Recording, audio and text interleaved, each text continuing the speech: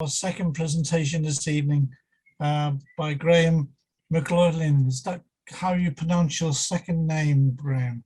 It's Mcloughin. Mcloughin, okay. Yeah, the Irish way. I'm particularly looking forward to this because I have some personal interest in this, but I'll explain that once you've finished. It is very appropriate that Graham talked about this particular subject because it happened. Am I right in saying just over 100 years ago, on the 29th of June, 1927, of a Wednesday, the highly anticipated total eclipse of the sun on the 29th of June, 1927, the first total eclipse to be viewed from the UK in 203 years. The eclipse occurred early morning across North Wales, heading east over Lancashire, North Yorkshire and northeast of England, then departing over the North Sea. At that time, it was the largest mass movement of people in the UK to view the eclipse in the narrow path of totality, 32 miles wide. In this short presentation, I will share some rare stories and photographs of the time. Ladies and gentlemen, can I hand you over to Graham? Thank you very much, Graham. Thank you, Gerard. Just need to share my screen. Okie dokie.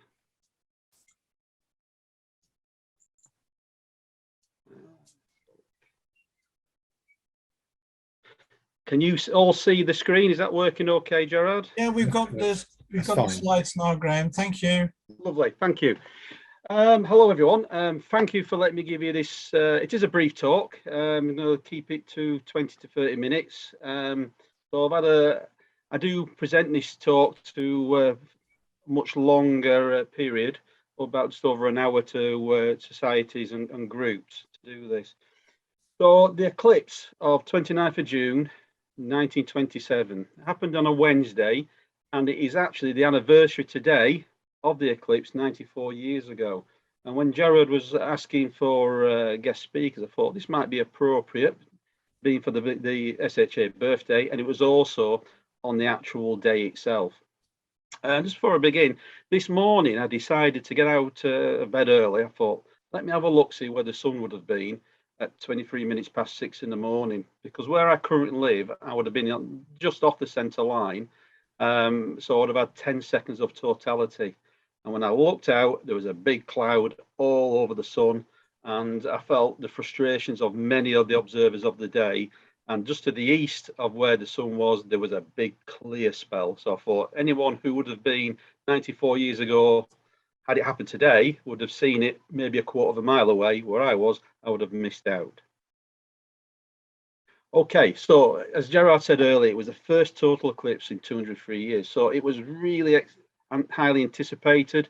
There was a lot of media furore about this, a lot of excitement and anticipation, because it is a major event. And in those days, 1927, there wasn't opportunity as we are today to go and travel around the globe with modern airlines and to visit exotic places around the world. So it was seen as a major event and then a once-in-a-lifetime opportunity. And it wasn't going to be followed again until 1999 down in Cornwall. I did attend that one, and I was really unlucky because I was quite near where Patrick Moore was based in Falmouth and clouded out. And the next one in the UK won't be until 2090. So I don't think I'll be around for that one. So, but in times gone by, the UK was blessed with some eclipses in short duration. The previous eclipse of 1715, called the Halley's eclipse, that was highly anticipated. And not many years later, in 1724, we had another total solar eclipse around the south of the UK. And here I can see an etching on the right of the time at Harrowden Hill. And it looks like they were clouded out as well. But they were quite close together. And after that, it was 203 years before they would get opportunity again to observe a total solar eclipse. So here's the eclipse path. Is my cursor working? Yes, there we go. So what I've got, let's go back to stage. So when I started doing some research on the eclipse, I've also been doing lots of other research, and I've also been researching a gentleman called Dan Jones of the Cardiff Observatory, and I managed to find. Well, I finished it online, an online auction. I actually found successfully bid on his actual personal archive. And part of his personal archive I've got was at the highly anticipated eclipse in 1927. And this is the map he drew for the Southwest Wales newspaper, and promoting it to the people in the southwest of Wales. Obviously, they wouldn't get a full eclipse, but you can see how important it was. But we can see from the eclipse, it came across North Wales, across from Rhyl, Snowdon, across towards Liverpool, and the centre line was Southport, through Preston, out towards Giggleswick and Richmond in North Yorkshire, and finally out towards Hartlepool and over to the North Sea and over to Norway, where they had a fantastic view there. Okay, so the Daily Telegraph produced a guide for the 1927 eclipse. So it was highly anticipated. So this is what for the members of the public could get with their Daily Telegraph newspaper. Here's the guide, and on the left we can see the potential observing spots to observe the eclipse and timings of the eclipse. But as you can see, the totality time was very, very short. We're looking at 23 to 24 seconds of the maximum totality in the UK.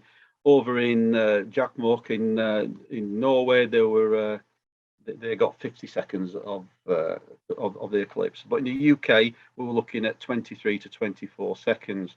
And the further you got out away from the central line, it diminished down to seconds to do that. So where I live in Chorley, outside of Preston, we're down to 10 seconds here. So you can see the on the left the timings, which was very useful for people. So in advance, people were able to go away and plan their travel arrangements and where to observe the eclipse. The Ordnance Survey map got on board with this, and they produced quite a lovely. This is my personal one. It took some time to actually source one of these because they're highly anticipated. And if you ever see them come up for sale, especially if they're on an auction, you're not just against astronomers, you're also up against people who collect maps of in the past, and it's a very sought after map. The Ordnance Survey produced an accurate map, and it showed the detailed centre line and the timings of the eclipse, and down to how much totality you would see and how many seconds you would get to do that. So I can bring this to one of our meetings in the future, and I'm quite happy for people to have a look at the map that when we finally meet up in Birmingham. Okay, the eclipse timings. It was quite an antisocial eclipse, was this one.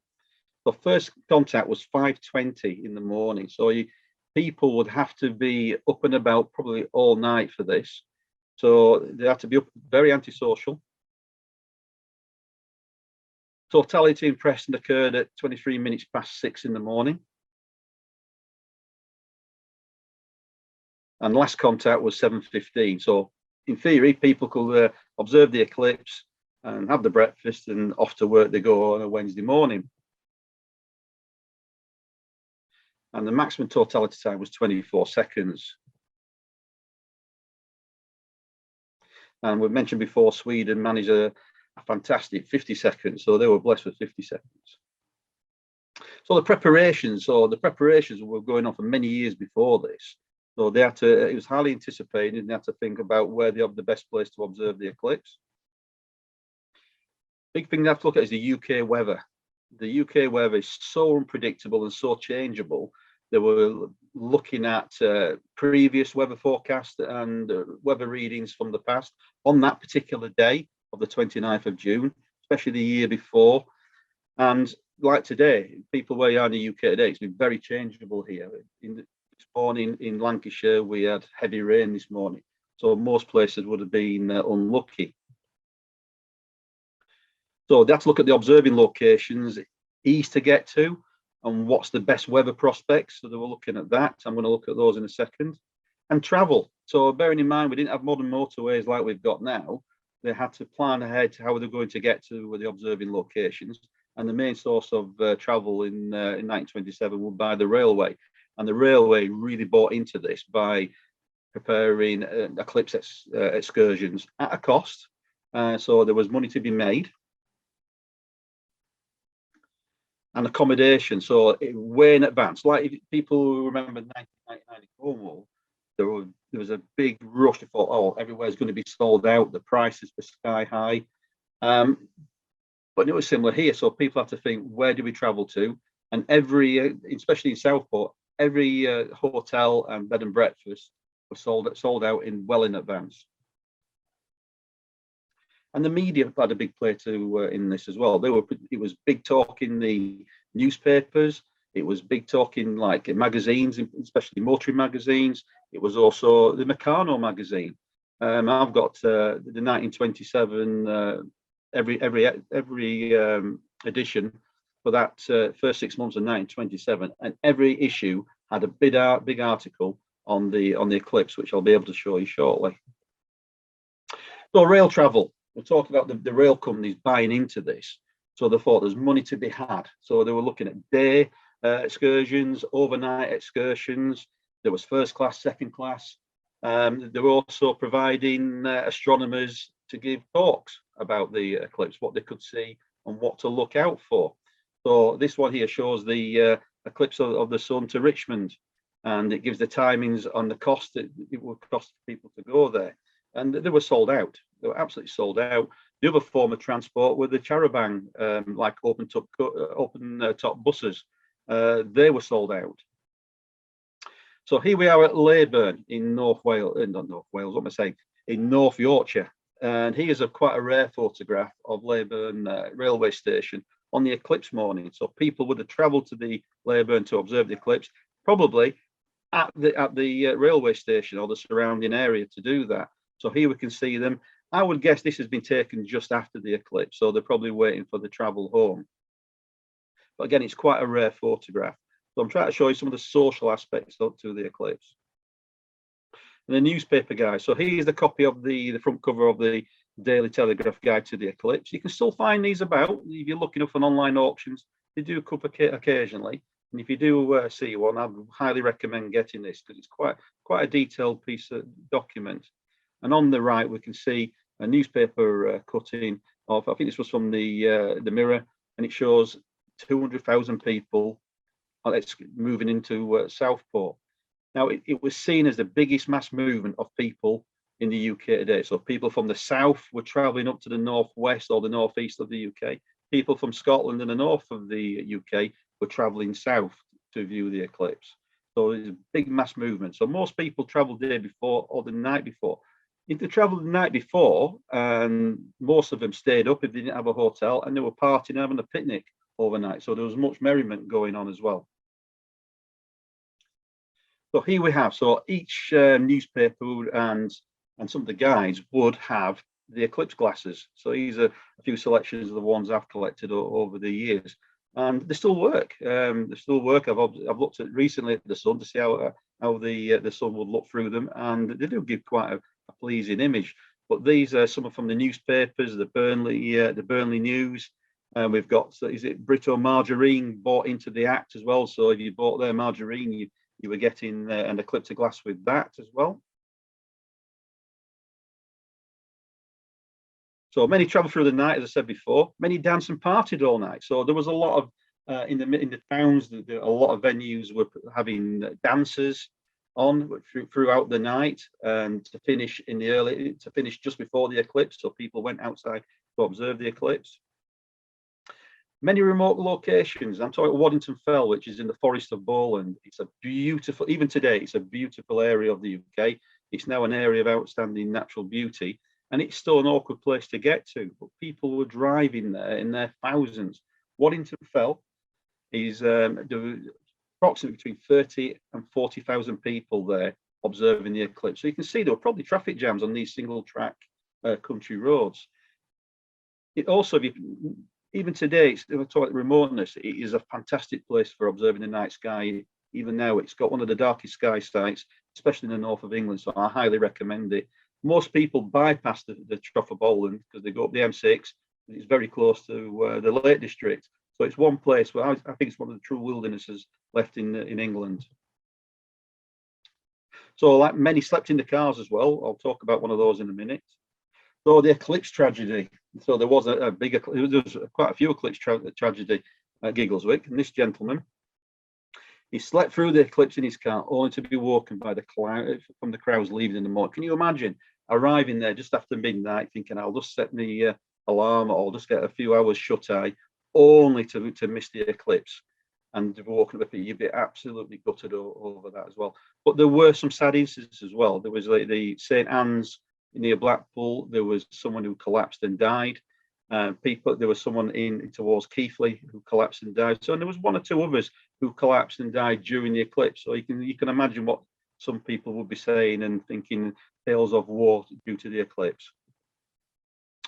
So here we have a copy of the Meccano magazine, quite detailed. And it's meant for this magazine was meant for children. I say children, teenagers, young children, building the Meccano engineering skills. But it was very detailed. How to observe the eclipse, where to observe it, how to record the eclipse, even do photography of the eclipse. They even tried to have a photographic competition who could get an image of the eclipse.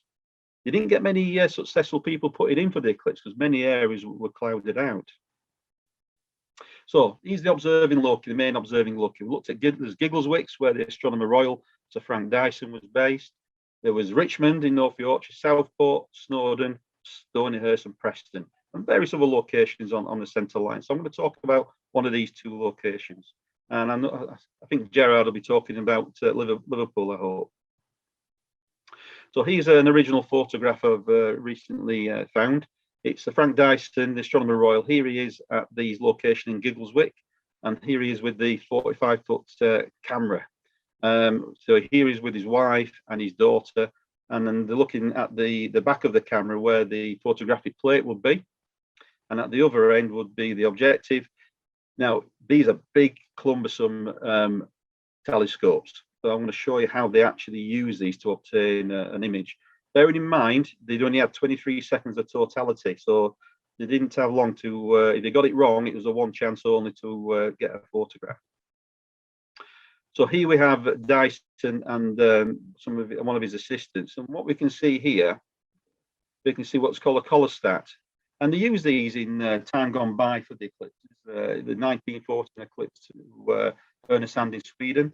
So how did they get the image of the sun onto a 45-foot camera? So what they had was this mirror. Here we go.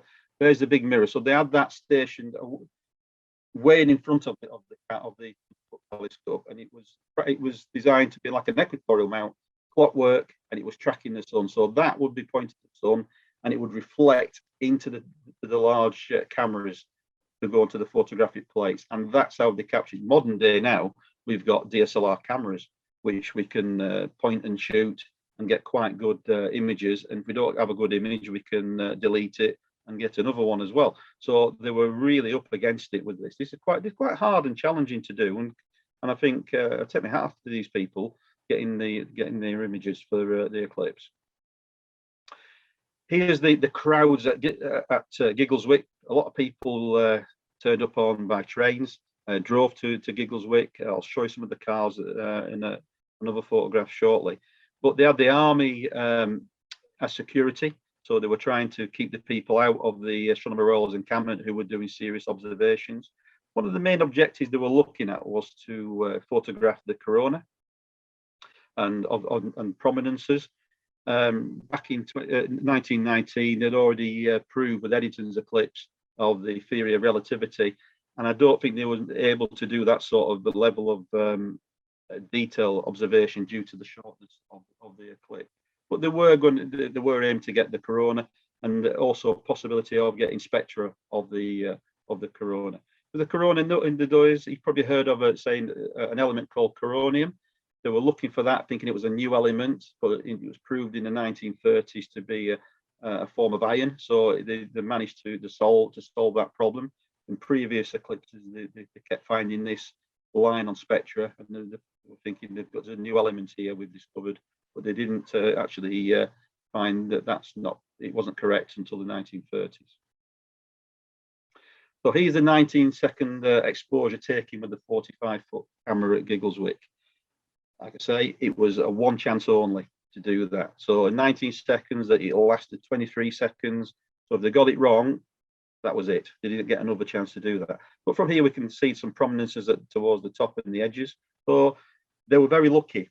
On that, I think Sir Frank Dyson on that day picked an ideal location, but a lot of it was pure luck. I think they looked to be inland in the UK, to be away from the coastline, because it was seen and been on the coastline, it was susceptible to sea mist. And Hartlepool also was infamous for its early morning sea mist, so they didn't really trust that location, even though it had another second extra of totality. Here's an original magic lantern slide I've picked up. It needs a bit of restoration, so someone on here tonight might know somewhere where I can get this image restored and to get the crack out of the glass. But here's a sequence of the eclipse, so we can see the totality in the center of the eclipse, and to the sides we can see the progression of the eclipse to the actual the lunar disk moving away to do that. And it looks to be a clear sky.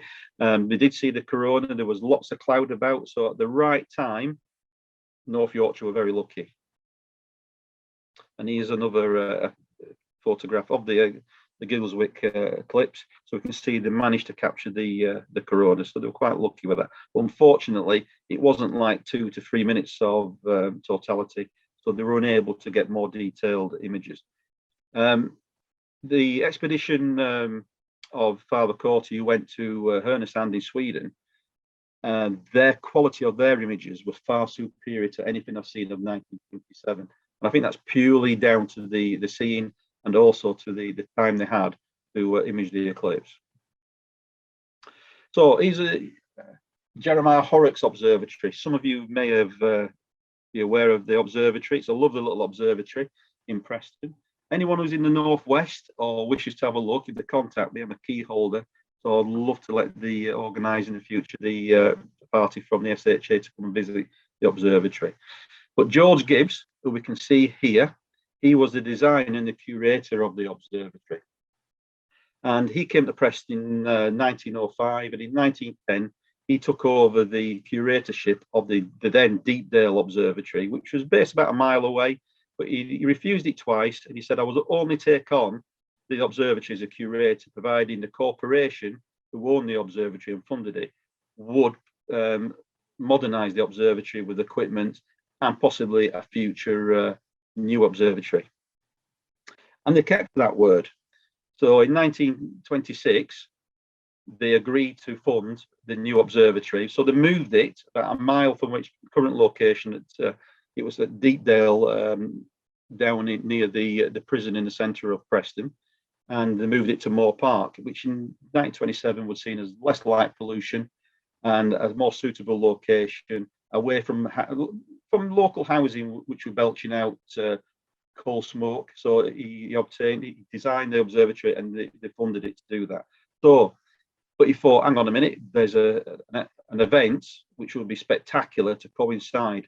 So it was designed and built and opened to coincide with the eclipse of the 29th of June 1927. So they had a grand opening on the 28th of June, and we can see these gentlemen on the side who were the local mayor, the local the police chief constable, and other members of the council opening up on the day before for the eclipse.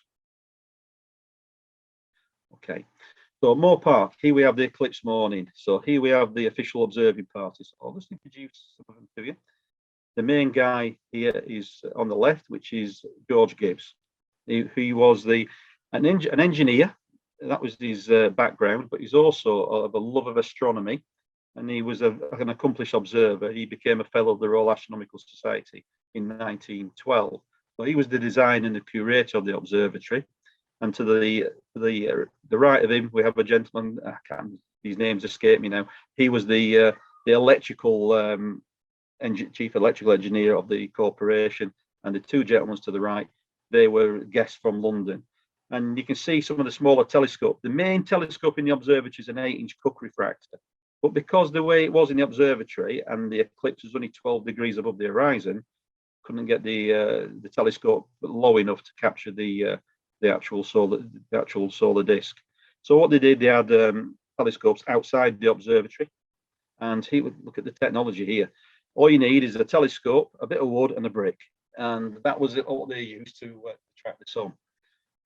The centre telescope, we've recently refound this one. It's a small 50mm refractor, and it was donated to the observatory by a lady called Mary Haslam. It's called the Mary Haslam telescope for commemoration of the eclipse of 1927. She was the daughter of a local mill owner who donated the telescope, and also there's another park in Preston who the family donated a fantastic public park in Preston called Haslam Park, which is well worth a visit to do that. And behind the observers, we can see the crowds of people who turned up on Moor Park to observe the eclipse. Over 30,000 people, these are quite rare photographs, over 30,000 people from Preston turned up on Moor Park, many from midnight, so they were picnicking all night and they were partying, and they thought we'll stay up in anticipation of the eclipse. But if you look at the clothing of the people, you wouldn't think it was summertime. You would probably think, if I said to someone what time of year would you think this was? Most would say probably winter time, because look at the jackets. It was seen as cold. The actual temperature was, they said it was about 52 degrees Fahrenheit, which is around about 11 degrees Celsius. So for end of June, the weather was cold. And they were very, very unsure whether they'll see the eclipse, because the night before it rained. And it only started to get patchy cloud in the early hours of the morning. And so this photograph was taken from the roof of the observatory, looking back towards Preston North End's football ground. But as far as you can see in this photograph, it's just people. So if it's 30 to 40,000 people, that must be most of Preston population of the day out at Moor Park to observe the eclipse. Here's the outside of the observatory, observing the eclipse. These people stood at the front. They were the local media, so the local newspaper. So they were the Lancashire Telegraph and the Lancashire Guardian and other local newspapers trying to obtain a photograph to do that. He's a gentleman. A lot of we haven't got a name for this gentleman. I'm still trying to source this name, but a lot of people think he looks a little bit half a low. So he does have a look of him. I think this is taken after the eclipse, because I think he's posing away with his eclipse glass, and he's got his camera on the top. So if it was coming up to the eclipse, they'd be running around very excitedly, not to miss the eclipse. But again, look at his dress. He's dressed for a cold morning. Here's George Gibbs. He was an engineer. He was also an inventor.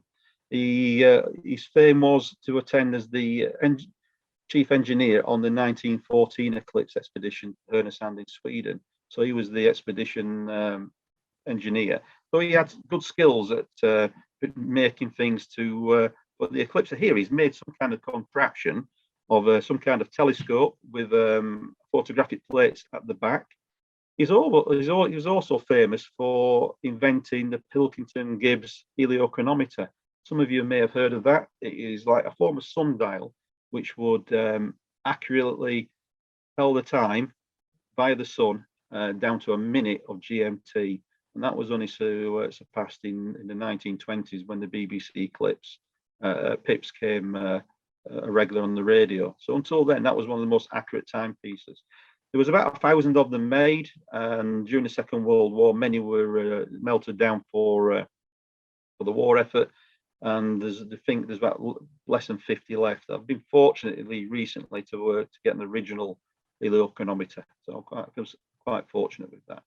But in the background here, you can see the ladders going up to the observatory, where some of the observers were going up to the observatory.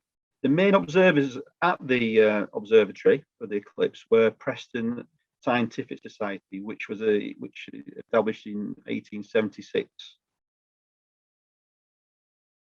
Here's Gibbs with his eclipse glass, posing with these telescopes, and you can see the technical piece of plank of wood and the bricks for observing the eclipse. Looking at this, I would think he looks quite chilled, so I would imagine the eclipse is probably just finished by now. So, what else was going on in Preston? The Daily Mirror also funded a balloon expedition to go up above the clouds and to photograph the photograph the eclipse from above. And on the left, we can see an original photograph of the eclipse morning of the balloon. We can see the balloon in the background. We can see this the sun there in the background covered in cloud, which it was just before totality. And we can see people on the tennis courts. And on the right was taken last month, and you can see the tennis courts are still there. Yes, they have been upgraded. But I thought I'd mention this. This is something to look out for in the autumn. The Antiques Road Trip been contacted by them. They wanted to do an article on the Jeremiah Horrocks and on the observatory. So they spent about 4 hours filming about the observatory of Jeremiah Horrocks, and they also wanted to go outside and do some solar observing. So this is what I was doing outside with the film crew. So at some point in the autumn, this will be aired. They were there for 4 hours, and I think about 3 to 4 minutes of airtime. So when I do get the date for that, I will pass that on to Gerard. So here's the Daily Mirror article. On the left, we can see the famous balloon. It was affectionately known as the Bee. It was called this is the Bee, and that was the name of the balloon. And we can see in the background the Preston Gasworks. Sadly, that's in the last 12 months has now been demolished. That was there, and it's sad that has now gone now as a memorial to the industrial past of Preston. But we can also see Captain Boothby and his crew in the basket, and you can see him on the right when they've landed. If anyone's been on a balloon, you know it's nice and gentle going up, coming down could be a bit of a rush, and so you can see they've all been tipped up. And these are some of the images that they've taken. Here's a sequence of the eclipse seen from Moore Park. This was taken by Mr. Hines, a member of the Scientific Society, and we can see the sequence after the eclipse going back to the finishing of the partial eclipse. And here's a montage of the full eclipse from the Scientific Society. These are all held at the Jeremiah Horrocks Institute Archives in Preston. Well worth a visit. They've got a fantastic astronomical archive at Preston, and it is well worth a visit. If you needed contact details for that, I can pass that on. And here's further images obtained from Preston of the eclipse. Most people, when they see the eclipse, do see the photographs from Giggleswick. Here's one of the scientific members, Mr. Chatterton, which was taken from Penwitham near Preston, and this is his image taken from near his house of the eclipse during totality. And I think it's fantastic to see what the public were taking actually for photographs. So these are very rare, these. Here we go on to Stonyhurst. Again, Stonyhurst, one of the official observing locations. Here we have in the middle Father O'Connor with the telescope, and these are the astronomers who were going to observe the eclipse. So how did they get on that day? They were quite unlucky, really. So here's the photographs on the left. You can see the totality. That wasn't taken by the observatory at Stonyhurst. Stonyhurst is well famous for its solar observing and their eclipse observing of expeditions around the world. But the total eclipse image at the top was taken in Whitewell, which was about 2 or 3 miles away, well, 5 miles away from Stonyhurst. Stonyhurst astronomers were unlucky.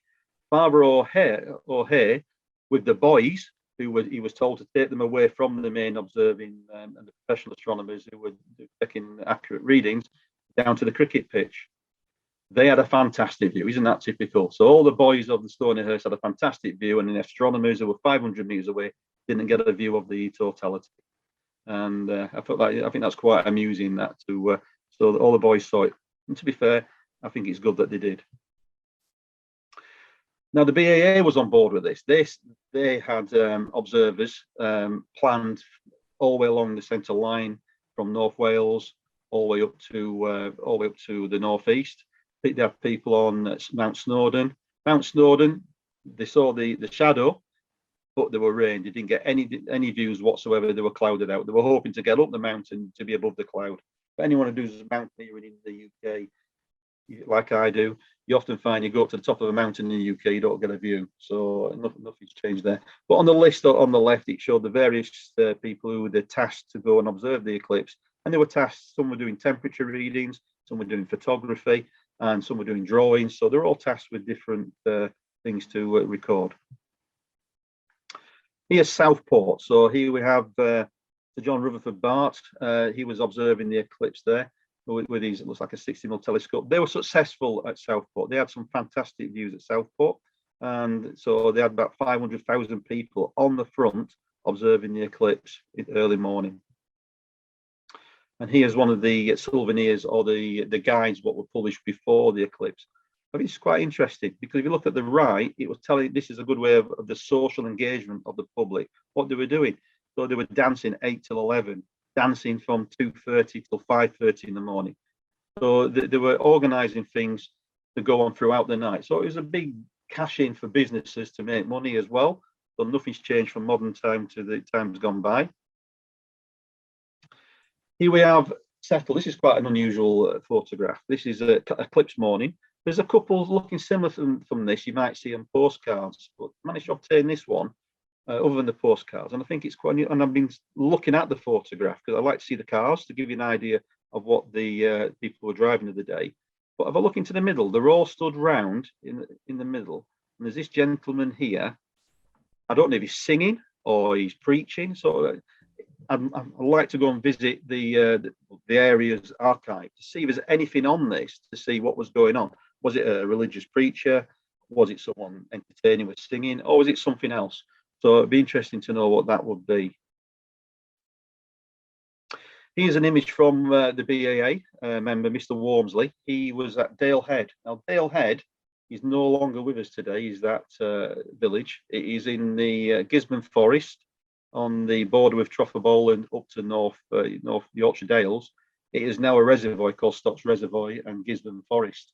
And this was taken by early morning. I don't know what the camera they used, but again, they were successful from Gisborne Forest. Just to get, you can just make out the small part of the corona and the prominences. So before I go, I'm going to read out a little bit of an eclipse road trip. There's 4 people who lived in Hampstead in London, and they did a road trip all the way up to observe the eclipse. And I'm not going to go through all of it because it tells about the travels in the car, going from up to through Buxton, staying in Buxton, up to Hellifield through Halifax, Sorby Bridge, and on to Hellifield in North Yorkshire, and across to a Sladeburn in the Forest of Bowland. Now they picked this venue, and I'm thinking, why did they go there? I know it's on a centre line, it can't be an easy place to go to, but they must have done the homework, because they've gone to think, well, where's it quiet? We don't want to be with the crowds, but we want to be somewhere where we're going to get a good view. And they established Sladeburn, a tiny village, not an easy place to get to now as well, not very poor public transport links, but it's a beautiful area to visit. And they were looking to see a place where they could potentially observe the shadow approaching. To do that, so they picked the village of Sladeburn. So they arrived at 10 o'clock in the evening, and they pitched their tents to do that with a Tommy's Woolies Ballets, it was called. Now, when I first read this, I didn't know what that was. I'm thinking, was it a car? So I was looking for a Tommy's Ballets, a Wolseley Ballets. I've been a Wolseley, I was thinking it was a car, and it's not. What it was is from the sleeping bags, what they use, the British soldiers used during the First World War, and they were sleeping in one of those. So at 10 past, they decided to get their heads down at 10 past, half past 10 at night. They describe it as being cold. They were, and it was misty, and there was a lot of dew and damp about. But they said they didn't sleep well, but they didn't really want to go to sleep because the anticipation was that they wanted to observe the eclipse. And they said they were walking by the plover, the local birds, singing away at 3:30 in the morning, which woke them up. The author, I don't have the author's name, I've got the others, Peggy, Enid, and Jeffrey, but the author just applies to himself as called I did this and I did that. So unfortunately, it's a bit of research. I've got the address, and I've looked at the address where they came from, and unfortunately, it looks like it could have been destroyed during the Second World War. But if at some point, if I get down to London, I'll have a look at the census archives, and maybe I might be able to identify this gentleman. So they were walking up in the morning, about 3:30 in the morning, with the cold and the damp, and they said, well, they're quite happy to get up. They didn't want to miss the eclipse. And Peggy and Enid decided to, right, let's get the bacon and eggs on. And so they started with getting the breakfast ready, and they positioned themselves to look where they could see the eclipse coming, or the shadow. But they were unlucky; it was raining and damp. So they decided to start having their meals, and they saw a brief break in the cloud. They had the eclipse glasses, and they saw that the sun had a chunk missing out of it.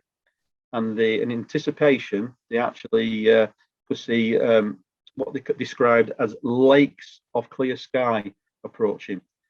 And they were lucky because as totality arrived, they had as they described it, as the blue lake appeared, and they've got a fantastic view of totality and the eclipse to do that. So they were rewarded with a fantastic view of the eclipse. But they also taught, as it went to totality, how the local wildlife behaved, and on the farm animals, all going quiet, all the hens returned to roost back to the chicken coops, how some of the dairy cows were lying down in the fields. And as it went cold, they noticed a distinct difference in temperature. It actually went colder. They described it as colder, and the totality was 23 seconds, they described. And after the sun and the diamond ring, which they observed, became visible, they noticed the actual temperature began to improve vastly, and everything took some warmth. So there were the author described Jeffrey made a perfect choice of Slaburn to observe the eclipse. It's quite a detailed letter. I might actually write it up and put it in one of the SHA magazines. You might find that of interest. Now, after the eclipse, they decided to move on towards the Giggleswick in North Yorkshire. And as they got there, they arrived to find the crowds of people packing up and boarding the trains and on their onward journeys back to down south or to the north. And they visited the Astronomer Royal's encampment as well, and to view their equipment there. So that's just a brief overview, is that? And these stories must have been happening all over the north of England, of people who were attended. So if you're ever out and about looking through archives, please have a look for anything for 1927. There might be something there just a little bit different. Here's a rare photograph from Accrington in East Lancashire. They were just outside of the centre line, so they didn't get totality, but they did get a view of the eclipse. Where in London, they're describing the road trip that the friends in London, it rained and they did not get a view at all of any part of the partial eclipse in the south of England. The northeast coast, this is from, I managed to find some scrapbooks of the time where people collected newspaper cuttings of the eclipse, and this shows the eclipse path across Hartlepool. And here we have some photographs of the eclipse. They didn't see anything in Hartlepool of the totality, but below Newton Arcliffe, just outside of Sunderland, they were able to observe some of the partial stages of the eclipse, but they were just outside. How are we doing for time, Gerard? Are we doing okay? Just a few more minutes, please, Graham. Okay, I'm coming towards the end. Now, so what did they do? They were also recording the actual weather. What was it like? And here I've got a copy of the Metallurgical Magazine report of the 1927 eclipse. It shows that the actual wind. They said there was very little difference during the actual totality. I think that was down to the weather was unusually cold for the time of year. They recorded the temperature of being from 52 degrees during totality and 54 degrees either side of totality. So there was very little change in the weather condition, but you will see that they all described the wind as fresh, but it was seen as a cold at the time. So they were very, I think the percentage of times of seeing the eclipse was very low. So I think people were anticipating that good chance we're not going to see the eclipse. But it could only be a matter of being a quarter of a mile away from another observer, of being successful or not being successful. So I'll leave it there, I think. I hope we've just some photographs you may never have seen before, or from a different aspect of the eclipse. So I hope you find that of interest. Thank you, Graham. That was wonderful. A wonderful example of in-depth research, and thank you for sharing that with us. I know you've spoken at a main meeting about the eclipse before, but that was tremendous. Thanks very much indeed. So if you want to unshare your screen, please. Yeah. And if anyone has any questions for Graham. If I can use chairman's privilege, not really a question, but I've got numerous stories in connection with Liverpool to do with the eclipse. But I understand that the Automobile Association got in on the act and they put their yellow signs right along the totality line from, I think, from Southport right up to the northeast coast.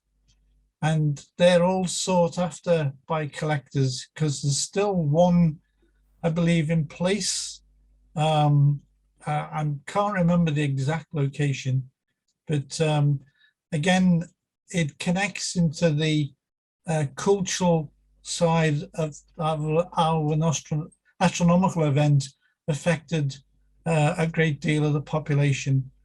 And one of the comments I want to make, I read in one of my local papers in the Echo for the time that, as you indicated, there was no motorways in 1927, but at one point there was a 32-mile tailback of cars heading south to north, obviously the day before.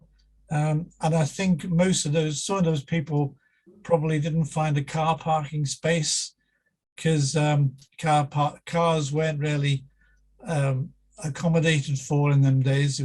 There wasn't many, but they seem to have all moved up north for the eclipse. So it's a fascinating event, really, to associate with obviously the cultural and the social side of things. Does anybody else have a question, please, for Graham? Les, over to you. You're muted, Les. Can't hear you.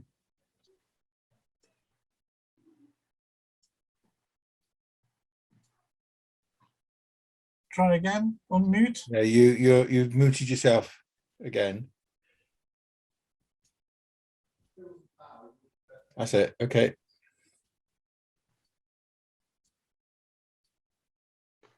No, I can't hear. Well, can't hear you, I'm afraid, Les.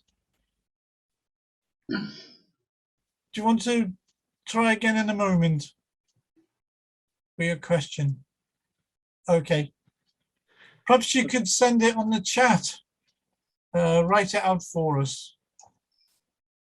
Anybody else with a question for Graham?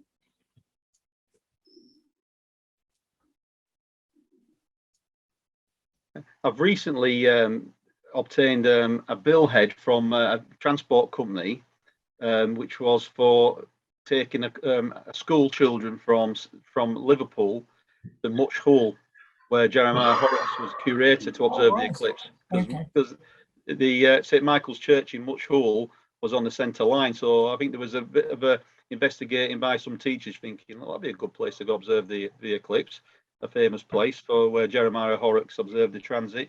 That would be a good place to observe the eclipse. I do know that one of the members of Liverpool Astronomical Society a number of years ago now, David Galvin, found one of those Southport booklets tucked inside a book. It was about the history of castles in Scotland for some reason, but he just happened to find this Southport booklet about the eclipse, and in fact he donated it to the Liverpool Museum. They have it in their collections now, so it's well worth leafing through many books when you go to any booksellers, just in case one of these things falls out. A good place to go would be your local libraries or archives where they've got the microfiche of newspapers. You get newspapers of the day, no matter where you are in the country, there'll be something in there to do with the eclipse, of how it would affect, because all over the country would be able to see the eclipse and get a good partial eclipse. So there'd be lots in there to research. Les's comment is about when we went to the Liverpool Museum for the 2017 summer picnic. They have a good collection of logbooks, maps and photographs from the 1927 eclipse. As I mentioned, also the Southport booklet. So they've got a good collection as well, which it might be an idea to contact them, and perhaps if you can photograph and copy some things to add to your collection. Yeah, sure would, on that one. That'd be good. Yeah. Just to end on my part, again, taking chairman's privilege, I do know of an instance of people climbing onto a factory roof on the Wirral over the River Mersey, and the roof collapsed because there was so many of them, and there was a couple killed and injured. And there was a group of people who were unfortunately drowned because they tried to get into a rowing boat in the middle of the Mersey, and they got into difficulties. So that was all associated with trying to see the eclipse. Hillary's asked, what is the Preston Archive place called? It's the Jeremiah Horrocks Institute Archive at Mcloughin. So if you contacted the Mcloughin Library, the archivist there could be contacted to arrange maybe a visit. We, Preston District Astronomical Society, had a visit there one evening just before COVID started, and it was a fantastic place just to go and have a look at the archive. Yeah, it was really worth a visit if you're in the Northwest. For a group of people to go, it's well worth to go and see it. Mcloughin being the University of Central London. Yes. Yeah. Yes. Yeah. Yes. Yeah, I've done that, Hillary. They literally put all the archive out for me, especially. So if you can arrange a visit, it's well worth it. I do totally agree with Graham. Yeah. A lot of it's thanks to Gibbs, because Gibbs kept he was a fastidious log keeper and record keeper, and I'm glad he was a bit of a hoarder, so he kept everything. And it was really, he's got every visitor who attended the Moore Park Observatory, often when he took over in 1910. So every person who went to the observatory has got a log of it, and every time the observatory was open, what they were observing and what they were looking at, which is excellent. So he was fastidious. And the good archive to have a look at will be the 1914 expedition to Hernesand with Stonehurst. That is fantastic. It's extremely detailed. It's not just talk about the eclipse, it's talk about the journey across the North Sea, going through the minefields on the return, and it talks about the First World War. Yeah, it's well worth to have a look at that. Okay, thanks very much, Graham. I do appreciate all of getting the preparation together for the presentation, so thank you.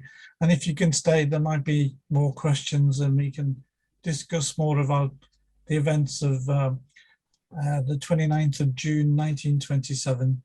So again, on behalf of everyone, thank you very much indeed. That was brilliant. Thank you.